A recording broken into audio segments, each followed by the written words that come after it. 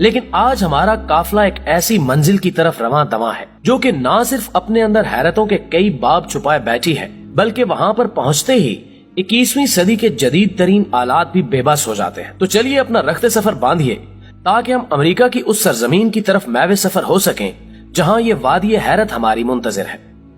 معزز خواتین و حضرات، جیسا کہ آپ جانتے ہیں کہ اس کائنات میں اگرچہ بہت سی چیزیں فطرت کے اصولوں کے تحت اپنے اپنے کام میں مصروف ہیں، لیکن اس کے ساتھ ساتھ یہ بھی ایک حقیقت ہے کہ اسی خطہ ارضی پر بعض علاقے ایسے بھی ہیں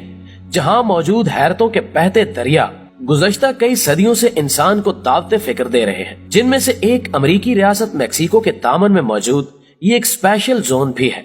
جس کی پراسراریت دراصل آج سے نصف صدی قبل چشم انسانی پر اس وقت کھلی جب امریکی سائنسدان ایک میزائل کے تجربے میں مصروف تھے، اور اس دفعہ وہ جو راکٹ فائر کرنے والے تھے اس کے روٹ کے مطابق اسے اس علاقے کے اوپر سے گزرنا تھا جو کہ اب ایک وادی حیرت کے طور پر امریکی سرزمین کا حصہ ہے۔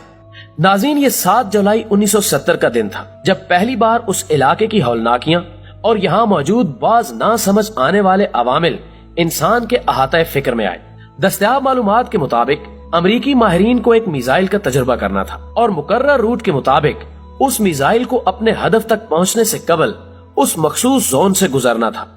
اور طریقہ کار کے مطابق یہ میزائل جو کہ جدید ریڈیو ٹیکنالوجی سے لیس تھا، جو کہ اپنی ہر لمحے کی رپورٹ متعلقہ ریڈیو اسٹیشن کو بھیج رہا تھا، لیکن سوئے اتفاق کہ جب وہ اس علاقے کے اوپر سے گزرا تو اس وقت اس کے سگنل کام چھوڑ گئے، جو کہ قطعی طور پر ایک غیر متوقع عمل تھا جس نے امریکی سائنسدانوں کو حیران کر کے رکھ دیا، جو کہ اس واقعے پر انتہائی پریشان تھے کہ آخر کس طرح اس راکٹ کا سراغ لگایا جا سکے اور انہیں یہ تسلی ہو سکے کہ ان کا تجربہ کامیابی کے مراحل طے کر پایا ہے۔ لیکن اس سفر میں کئی گھنٹے گزر گئے مگر انہیں اس کی بابت کسی بھی قسم کے سگنل موصول نہ ہو سکے، جبکہ بعد ازاں آنے والی خبروں کے مطابق ان کا چھوڑا ہوا وہ میزائل اسی علاقے کے جنوبی حصے میں گر کر تباہ ہو گیا تھا، جس کے بعد تسلیم کرنا پڑا کہ نہ صرف وہ اپنے تجربے میں ناکام رہے تھے بلکہ اس کی وجہ بھی وہ پراسرار علاقہ تھا جس نے ان کے تمام سسٹم کو جام کر کے رکھ دیا تھا، جس کی بدولت اس کے بعد اس پر کنٹرول رکھنا ان کے لیے ممکن نہیں تھا۔ ناظرین گرامی، اس واقعے نے امریکی ملٹری میں ایک ہلچل کی کیفیت برپا کر دی اور اس گمشدہ راکٹ کے لیے ریسکیو ٹیمیں بھی حرکت میں آ گئی تاکہ اس کے ملبے کو تلاش کیا جا سکے،